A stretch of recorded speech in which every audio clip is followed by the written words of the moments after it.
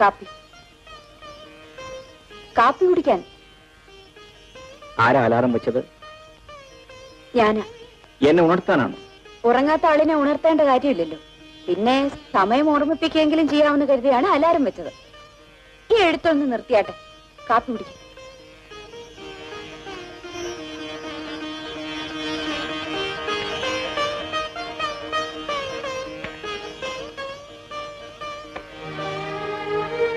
ഒരു വിചിത്രമായ കൊലക്കേസിന്റെ വിധി പറയേണ്ട ദിവസമാണെന്ന്. അതിനുവേണ്ടിയാണ് 4-5 രാത്രികളായി ഞാൻ ഉറക്കം വിളയ്ക്കുന്നത്. അതുകൊണ്ട് വിശ്രമിക്കാതെയും വിശക്കുമ്പോൾ ആഹാരം കഴിക്കാതെയും ഇരിക്കണമെന്നുണ്ടോ? ഒരു ജഡ്ജ് എന്ന നിലയ്ക്ക് എന്റെ ഉത്തരവാദിത്വം എന്താണെന്ന് എനിക്കേ അറിയാം. സത്യം കയ്യിൽ നിന്നും ചോർന്നുപോയാൽ നിരപരാധികൾ ശിക്ഷിക്കപ്പെടും. അങ്ങനെ വന്നാൽ കേസിലെ പ്രതിയേക്കാൾ കുറ്റവാളി വിധി പറയുന്ന ന്യായാധിപനാണെന്ന് വിശ്വസിക്കുന്നവനാണ് ഞാൻ. I am justice Devarajan. ഇതെല്ലാം ശരിയാണ്. പക്ഷേ അങ്ങയുടെ ആരോഗ്യത്തെക്കുറിച്ച് ചിന്തിക്കേണ്ട ചുമതല ഒരു ഭാര്യ എന്ന നിലയ്ക്ക് എനിക്കില്ലേ? പരിഭവിക്കില്ലെങ്കിൽ ഒരു കാര്യം കൂടി പറയാം. എന്താണ്? അങ്ങേക്ക് ജഡ്ജിയുടെ പോസ്റ്റ് കിട്ടിയതിനു ശേഷം ഒരു നിമിഷം പോലും സ്വസ്ഥതയോടെ കണ്ടിട്ടില്ല. എന്നും അഡ്വക്കേറ്റായി തന്നെ കഴിഞ്ഞാൽ മതിയായിരുന്നെന്ന് എനിക്ക് തോന്നിപ്പോന്നു. ഒരു അഡ്വക്കേറ്റ് എന്ന് പറഞ്ഞാൽ എല്ലാറ്റിനെയും തകർത്തുകൊണ്ടൊഴുകാൻ സ്വാതന്ത്ര്യമുള്ള ഒരു നദിയായിരിക്കണം. പക്ഷേ ഏതൊഴുക്കിനെയും ഉൾക്കൊള്ളാൻ കഴിവുള്ള ഒരു സമുദ്രമായിരിക്കണം ഒരു ജഡ്ജ്. ഞാൻ തോറ്റിരിക്കുന്നു. കുടുംബത്തിൽ നീയും കോടതിയിൽ ഞാനും തോൽക്കാൻ പാടില്ല. അതല്ലേ നമ്മുടെ ജീവിതം. മതി മതി മതി. വെള്ളം തണുക്കുന്നതിന് മുമ്പ് പോയി കുളിച്ചാട്ടെ.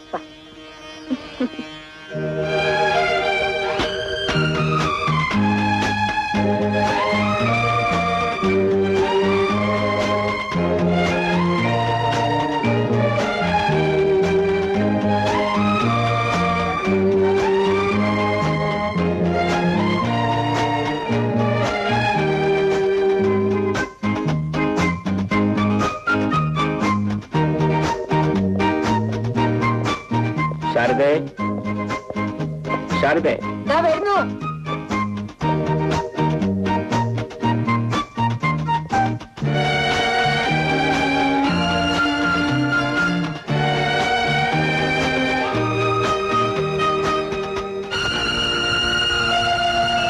എന്താ കഴിക്കാത്തത്?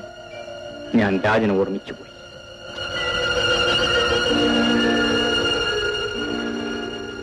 പലരെയും ശിക്ഷിക്കുന്ന എന്നെ എന്റെ മകൻ ശിക്ഷിക്കുകയാണ്. ഇറക്കി വിട്ടത് കൊണ്ടല്ലേ അവൻ വീട് വിട്ടു പോയത്. അങ്ങ് അവനോട് ഒരു വാക്ക് പറഞ്ഞാൽ മതി, അവൻ തിരിച്ചു വരും. ഇല്ല, ഞാൻ അവനെ വിളിക്കില്ല. ഒരേ ഒരു മോനുള്ളത് അലഞ്ഞു തിരിഞ്ഞു നടക്കുന്നത് നമ്മുടെ കുടുംബത്തിന് അപമാനമല്ലേ? അത് അവൻ കൂടി ആലോചിക്കേണ്ട കാര്യമാണ്. സ്വന്തം മോനോട് ഇത്രയും വാശി വേണം? അപ്പൊ അവൻ എന്നോട് വാശി പിടിക്കാമല്ലേ? അത് അവൻ ജസ്റ്റിസ് ദേവരാജിന് ജനിച്ചത് കൊണ്ടായിരിക്കും. ശാരദേ, അങ്ങയുടെ സ്വഭാവം അവൻ ഇല്ലാതിരിക്കുമോ? ഞാൻ എന്റെ കോളേജിലെ ലെക്ചർമാരാരെയും ആസിഡ് ബൾബ് എറിഞ്ഞിട്ടില്ല. അവൻ അത് ചെയ്ത ഗുരുത്വദോഷിയാണ്. അതുകൊണ്ടാണ് ഞാൻ അവനെ ഈ വീട്ടിൽ നിന്നും പുറത്താക്കിയത്. നീ എന്താ ചിരിക്കുന്നത്? പണ്ട് എന്നോട് ഒരുമിച്ച് കോളേജിൽ പഠിച്ചിരുന്ന ഒരാളുടെ കാര്യം ഓർമ്മ വന്നു. വിദ്യാർത്ഥിയെ തല്ലിയ പോലീസ് ഇൻസ്പെക്ടറുടെ ക്രോസ് ബെൽറ്റ് പിടിച്ചു പൊട്ടിച്ച് കരണം പോച്ചിട്ട കാര്യം ഓർക്കുന്നുണ്ടോ? ഞാനത് ചെയ്തത് അനീതി കണ്ടു നിൽക്കാൻ കഴിവില്ലാത്തത് കൊണ്ടാണ്. എന്നാലേ അവൻ ചെയ്തതിനും ഇതുപോലെ എന്തെങ്കിലും കാരണം കാണും. നീ എപ്പോഴും മോന്റെ ഭാഗത്താണല്ലോ. ഞാൻ അമ്മയല്ലേ? ഓ, നിന്നെപ്പോഴും അമ്മ ആർക്കും കിട്ടൂല. അതിന് ഇത് കഴിച്ചിട്ട് ബാക്കി സംസാരിച്ചാ മതി.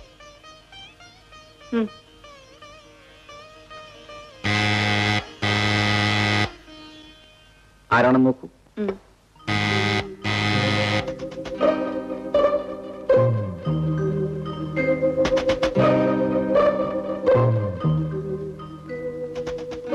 ആരാണ്? ജഡ്ജി അദ്ദേഹത്തൊന്ന് കാണണമായിരുന്നു. കാപ്പി കുടിച്ചോണ്ടിരിക്കുകയാണ്. എന്താ വേണ്ടേ? ഇത് നേരിട്ട് കൊടുക്കാൻ വേണ്ടി ഒരാൾ തന്നയച്ചതാ. ആര്? നേരത്തെ ഫോൺ ചെയ്യുന്ന സ്നേഹിതനാണെന്ന് പറഞ്ഞാൽ മതി, അദ്ദേഹത്തിന് മനസ്സിലാകും. ഇതെന്താ? അതെനിക്കറിയില്ല, ചേച്ചി കൊടുത്താൽ മതി. ശരി.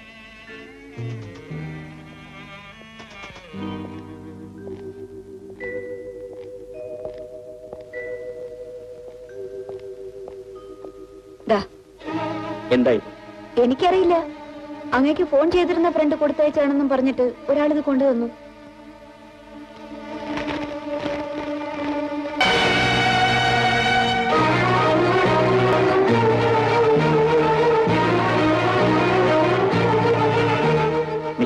നിരപരാധി. നിങ്ങളുടെ കയ്യിലാണ് സെബാസ്റ്റ്യന്റെ ജീവിതം നിലനിൽക്കുന്നത്. ഈ തുക എടുത്തുകൊണ്ട് പ്രതിയെ വെറുതെ വിടുക. സെബാസ്റ്റ്യൻ രക്ഷപ്പെടുത്തുന്നതിന്റെ പേരിൽ നിങ്ങൾ ഒന്നുകൊണ്ടും ഭയപ്പെടരുത്. ഉദ്യോഗം പോയാലും ഇന്ന് വാങ്ങുന്നതിന്റെ 10 ഇരട്ടി ശമ്പളം വീട്ടിൽ രഹസ്യമായി എത്തിച്ചു തരാൻ കഴിയുന്ന ആളാണ് ഈ കത്തെഴുതുന്നത്. ഇത് നിഷേധിച്ചാൽ വിധിപ്പകർപ്പിലെ മഷി ഉണങ്ങുന്നതിന് മുമ്പ് അപകടം സംഭവിക്കുന്നത് നിങ്ങൾക്കായിരിക്കും. ആരായി സെബാസ്റ്റ്യൻ? ഒരു ഫിഷിംഗ് ബോട്ട് കമ്പനിയുടെ മാനേജിംഗ് പാർട്ണർ. അയാൾ മറ്റൊരു പാർട്ണർ കൊല ചെയ്ത കേസാണ് ഇന്ന് ഞാൻ വിധി പറയാൻ പോകുന്നത്. എനിക്കാകെ ഭയമാവുന്നു. നീ ഭയപ്പെടാതെ. ഇത് കൊണ്ടുവന്നവനെവിടെ? അയാളെ കാണുന്നില്ലല്ലോ. അവനെ കാണില്ല. ഇവിടുത്തെ ജനങ്ങളുടെ ആരാധ്യ പുരുഷനായ ഒരു മനുഷ്യനെയാണ് സെബാസ്റ്റ്യൻ കൊല ചെയ്തത്. ഈ കേസ് എന്താകുമെന്നറിയാൻ ജനങ്ങളെല്ലാം ഉറ്റുനോക്കിക്കൊണ്ടിരിക്കുമ്പോഴാണ് വിധി എഴുതുന്ന എന്റെ കയ്യിൽ പണം കൊണ്ട് വിലങ്ങ് വയ്ക്കാൻ ശ്രമിക്കുന്നത്. കോടതിയിൽ പോകാൻ സമയമായി. ഞാൻ വരട്ടെ.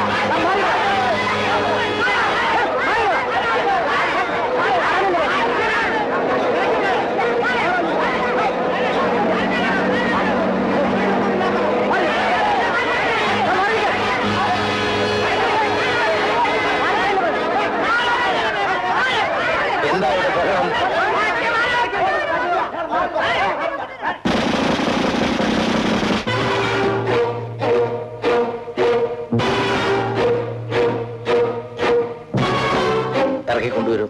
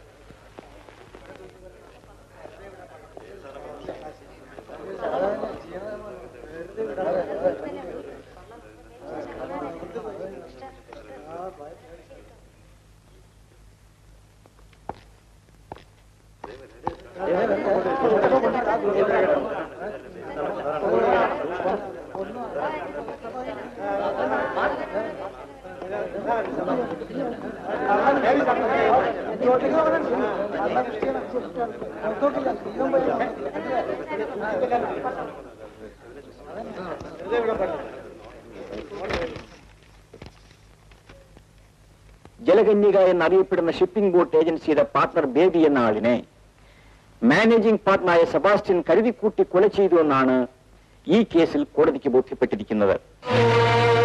യഥാർത്ഥത്തിൽ ബേബി എന്ന ആൾ കമ്പനിയുടെ പാർട്ണർ മാത്രമല്ല, ഫൗണ്ടർ കൂടിയാണെന്ന് വ്യക്തമായ തെളിവുകൾ കിട്ടിയിട്ടുണ്ട്. തനിക്ക് കൂടി പങ്കാളിത്തവും പണമുടക്കുമുള്ള ബോട്ടുകളിൽ നിയമവിരുദ്ധമായി കള്ളക്കടത്ത് സാധനങ്ങൾ കയറ്റിക്കൊണ്ടുവരുന്നതിന് ബേബി എന്ന ആളിന് എതിർപ്പുണ്ടായിരുന്നതും അതിന്റെ പേരിൽ സെബാസ്റ്റ്യൻ ബേബിയെ കൊല ചെയ്യുകയും അത് ആത്മഹത്യയാണെന്ന് വരുത്തി തീർക്കാൻ വേണ്ടി കപടമാർഗങ്ങൾ ഉപയോഗിക്കുകയും ചെയ്തുവെന്ന് കോടതിക്ക് സത്യസന്ധമായി ബോധ്യപ്പെട്ടിരിക്കുന്നു. ആയതിനാൽ ഈ കേസിലെ പ്രതിയായ സെബാസ്റ്റ്യനെ IPC 302 വകുപ്പനുസരിച്ച് ജീവപര്യന്തം കഠിനതടവിന് ശിക്ഷിക്കുവാൻ കോടതി ഉത്തരവായിരിക്കുന്നു.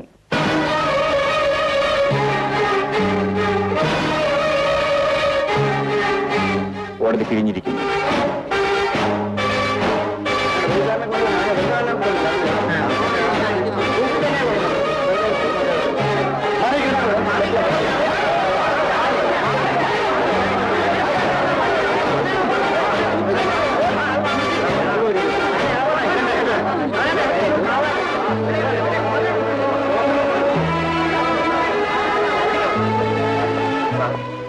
ജഡ്ജി അദ്ദേഹത്തിനൊന്ന് കാണണമെന്ന് പറയുന്നു.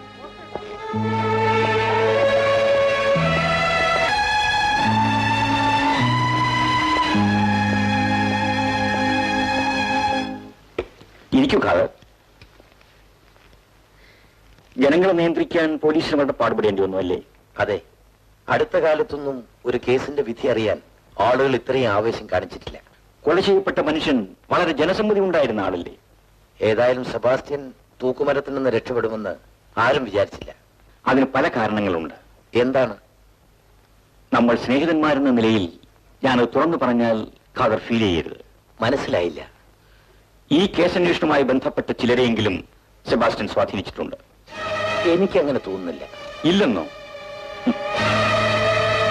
ഇത് കണ്ടോ?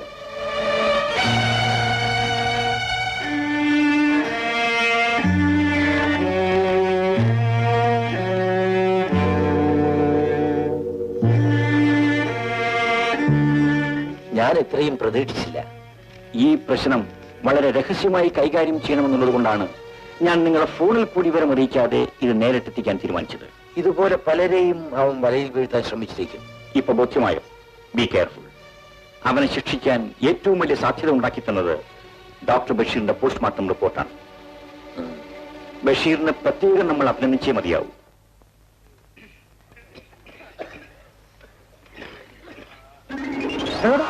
ഇത്ര ആൾക്കാർ ഇവിടെ ക്യൂ നിൽക്കുന്നു, തനിക്ക് എന്റെ കണ്ണു കാണാൻ പാടില്ല. താനെന്താ കൊച്ചിയുടേവനാണോ? വഴിക്ക് വെച്ച് പേപ്പട്ടി കടിച്ചുകൊണ്ട് ഓടി വന്നാണ്. ആഹാ, എന്നാൽ ഇന്നിന് പേപ്പട്ടി കുത്തിവെപ്പ് ഇവിടെ ഇല്ല. അയ്യോ, അത് കടിച്ച പട്ടിക്ക് അറിയത്തില്ലേ? അറിയത്തില്ലേ? അറിയത്തില്ലേ? താനൊരു കാര്യം ചെയ്യും, കടിച്ച പട്ടിയോടെ ഇന്ന് വിവരം പറഞ്ഞേ നാളെ വാ. കടിച്ച പട്ടി ഇവനെക്കാളും വേദനാണ്.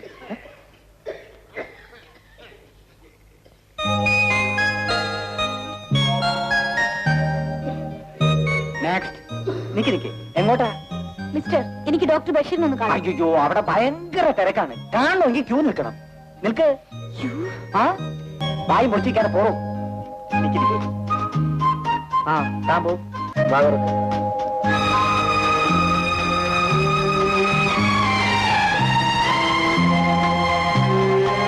നെഞ്ചുവേദന എങ്ങനെയുണ്ട്? ഒട്ടും കുറവില്ല ഡോക്ടർ. ഞാൻ ഇന്നലെ കുറിച്ച് പിൽസ് കഴിച്ചില്ലേ? കഴിച്ചു.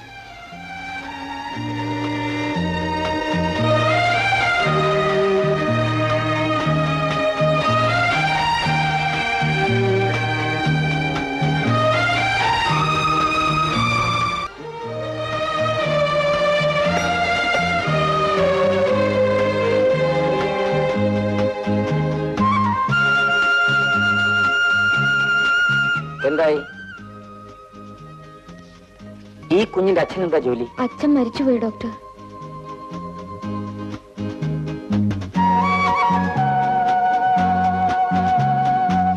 ഇതാ, പോയി ടോണിക്ക് വാങ്ങിച്ചോളൂ. വലിയ ഉപകാരം ഡോക്ടർ.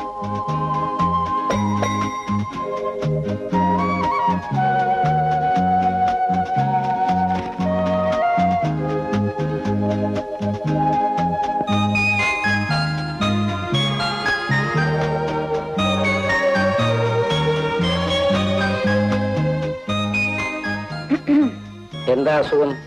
പ്രേമനൈരാശ്യം. ഓഹോ, അതിനുള്ള ചികിത്സ ഇവിടില്ല. ഞാൻ വന്നിട്ട് എത്ര നേരമായിരുന്നു? ഒന്ന് കാണണമെന്ന് പറഞ്ഞിട്ട് ആ കമ്പൗണ്ടർ അനുവദിച്ചില്ല. അയാള് പുതിയ ആളാ, റിസിയെ അറിയാഞ്ഞിട്ടാ.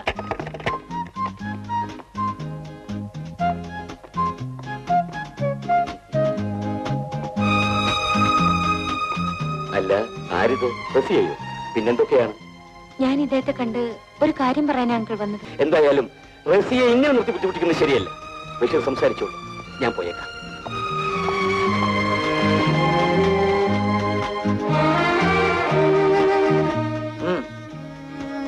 എന്തെന്നിട്ട് കാണാഞ്ഞത്? ഇന്നലെ മെഡിക്കൽ അസോസിയേഷന്റെ കോൺഫറൻസ് ഉണ്ടായിരുന്നുണ്ടാ കാണാൻ കഴിയാഞ്ഞത്. എന്നാ ഒരു ഫോൺ ചെയ്യാമായിരുന്നില്ലേ? ഫോൺ ചെയ്താൽ ചിലപ്പോ നിന്റെ വാപ്പയായിരിക്കും ഫോൺ എടുക്കുന്നത്. എന്താ, വാപ്പയെ ഭയമാണോ? ആ, അതല്ല, നിന്റെ വാപ്പയോട് എനിക്ക് ബഹുമാനമാണ്, അദ്ദേഹത്തിന് എന്നോടും. ആ നിലയ്ക്ക് നമ്മൾ തമ്മിൽ ഒരു ലൈനാണെന്ന് അറിഞ്ഞ അദ്ദേഹത്തിന് എന്ത് തോന്നും? നമ്മൾ ജീവിക്കുന്നത് 20-ാം നൂറ്റാണ്ടിലാ. ഞാനൊരാളെ സ്നേഹിക്കുന്നെന്നറിഞ്ഞാൽ എന്റെ വാപ്പ എന്നെ കൊല്ലിയൊന്നുമില്ല. പ്രസംഗം നന്നായിട്ടുണ്ട്, തൽക്കാലം പോവാൻ നോക്കാം.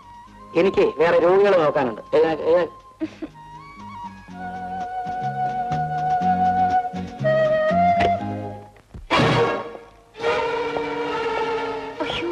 വാപ്പ. വാപ്പ വരുന്നുണ്ട്.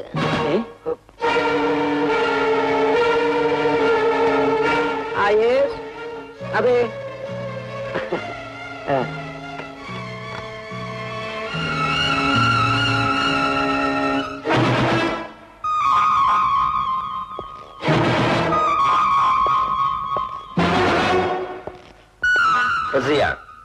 നീ ഒരു കൂട്ടുകാരിയുടെ മാരേജിന് പോകുന്നു എന്നല്ലേ എനിക്ക് ഫോൺ ചെയ്തത്?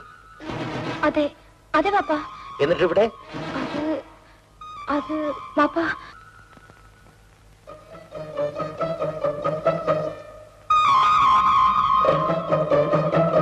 ആ പാപ്പ, ഞാൻ കാർ ഓടിച്ചു വരുന്ന വഴിക്ക് വല്ലാതെ തല ചുറ്റുന്ന പോലെ തോന്നിയത് കൊണ്ടാ ഇവിടെ കയറിയത്. ബഷീർ, ഇഞ്ചക്ഷൻ കൊടുത്തു കഴിഞ്ഞപ്പോൾ ഈ കുട്ടിയെ വീട്ടിലെത്തിക്കുന്നല്ലേ ഞാൻ പറഞ്ഞത്? അതെ ഡോക്ടർ. ഏതായാലും വരുന്ന വഴിക്ക് അപകടമൊന്നും ഉണ്ടായില്ലല്ലോ. ഇല്ല അങ്കിൾ. തനിയെ ഡ്രൈവ് ചെയ്ത് പോരുന്ന പലപ്പോഴും ഞാൻ ഇവളോട് പറഞ്ഞിട്ടുള്ളതാ. തനിക്കൊരു ഡ്രൈവർ വെച്ചുകൂടിടും. ഇപ്പൊ തൽക്കാലം വീട്ടിലേക്ക് പോയിക്കോളൂ.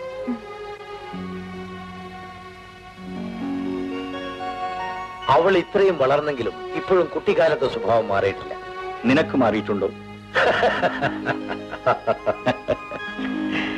ബഷീർ, നിന്നെ കൺഗ്രാറ്റുലേറ്റ് ചെയ്യാനാണ് ഞങ്ങൾ വന്നത്. പ്രത്യേകിച്ച് സെബാസ്റ്റ്യന്റെ കേസിലെ ജഡ്ജ്മെന്റ് നീ അറിഞ്ഞില്ലേ? ഓഹോ, അതാണോ കാര്യം?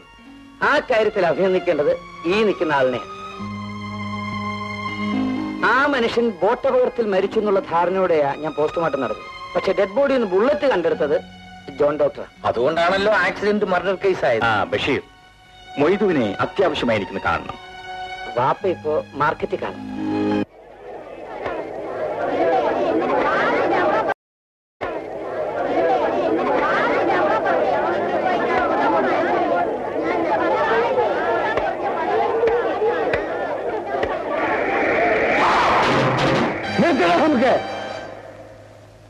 പണത്തിന് വേണ്ടി പുറത്തോടെ പോയി പണം വെക്കുന്ന പന്നികളെ, നീയൊക്കെ അത്രയ്ക്ക് തെങ്ങൂറ്റുള്ളവരാണെങ്കിൽ ഈ മൊയ്തിന്റെ നെഞ്ചത്തുള്ള കയറ്റില്ലോറി. അല്ലാതെ ഈ മീൻ വേറെ ചന്തയെ കൊണ്ടുപോയി നമ്മൾ സമ്മതിക്കില്ല. അന്റെയൊക്കെ മയ്യത്തായിരിക്കും എടുക്കണേ. ലാസറേ, ഈ ചന്തയിൽ ഇടത്തട്ടിപ്പ് നടത്തുന്ന ഇബിലീസല്ലേ നീ? ഈ പാവപ്പെട്ട കച്ചവടക്കാരൻ നിനക്ക് തെല്ലാതെ പണം തരുന്നുണ്ടല്ലേ? എന്നിവിടെ ഇറക്കണം മീൻ വേറെ ചന്തയെ കൊണ്ടുപോകണം നീ പറയുന്നത്? കൂടുതൽ വില തരാൻ ആളുള്ളത് കൊണ്ടാ വേറെ മാർക്കറ്റിൽ കൊണ്ടുപോകുന്നത്. നമ്മൾ ഉയരോടെ ഇരിക്കുമ്പോൾ നീ കൊണ്ടുപോകില്ല. ഞാൻ ലാസറാണെങ്കിൽ ഇന്നിവന്മാർ ഈ മീൻ ഇവിടുന്ന് കൊണ്ടുപോകില്ല. എന്റെ തലയായിരിക്കും അവർ കൊണ്ടുപോണത്. നോക്ക്, നിന്റെ മുതലാളിന്റെ ഈ നിൽക്കുന്ന ലോറി എല്ലാം ഉണ്ടല്ലോ, ഇവരുടെ വിയർപ്പാണെന്ന് നീ ഓർത്തോ? ഇവന്മാരെക്കാൾ എനിക്കെന്റെ മുതലാളിയാണ് വരുന്നത്. നീ ആണാണോടാ? ഒരു നേരം മുലപ്പാല് കിട്ടില്ലെങ്കിലേ കുട്ടികൾ പശുപാല് കുടിച്ചെന്ന് വരും. അതുകൊണ്ട് കാവേനെ പാപ്പാന്ന് വിളിക്കൂടാ പന്നി. നിന്റെ പുരാണം കേട്ടോണ്ടിരുന്ന ലോറിലുള്ള മീൻ ചീഞ്ഞു പോകും. ഈ മാർക്കറ്റിൽ മീനിനേക്കാൾ ചീഞ്ഞു നാറുന്നത് നിന്റെ മനസ്സാണ്. നേരത്തോട്ട് നിന്റെ മയ്യത്താണ്. മീൻ എടുക്കടാ. നിന്നെ ഞങ്ങൾ പിന്നെ കണ്ടോളാം. നോക്കി നിൽക്കാതെ എല്ലാരും മീൻ എടുക്കടാ. എളുപ്പം വാ.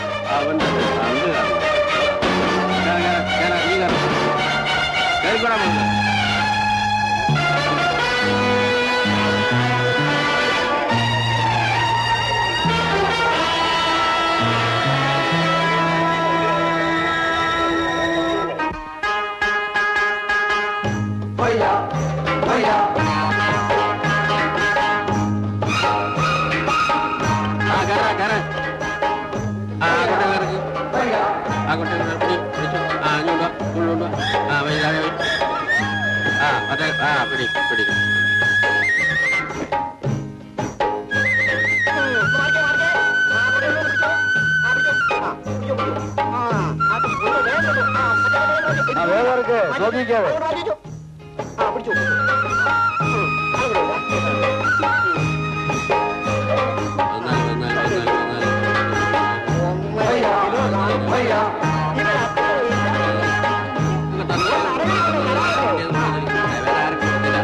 മീൻ ചന്ത മാരി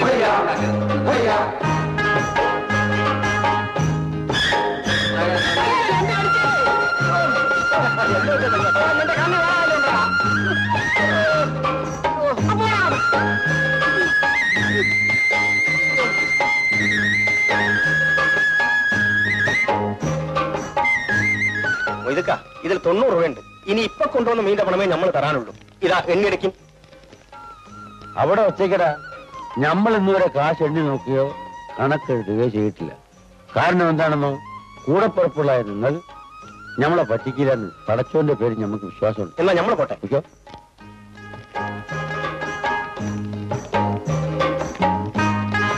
വച്ചിട്ട് പോ. മുതലാളി കുറച്ച് ചെമ്മീനുള്ള നമ്മള് വിലക്കെടുത്തോട്ടെ. അതേ കുറച്ചുള്ള കച്ചവടം മതി. കാര്യം എന്താന്നോ, ആ ചെമ്മീനെ വലിയൊരാളിനെ കൊടുക്കാനുള്ളതാ. നീ പോ. എന്തപ്പാ ചെമ്മീനെടുത്ത് ഈ കൂടയിലാക്കും. വേഞ്ചില്ലേ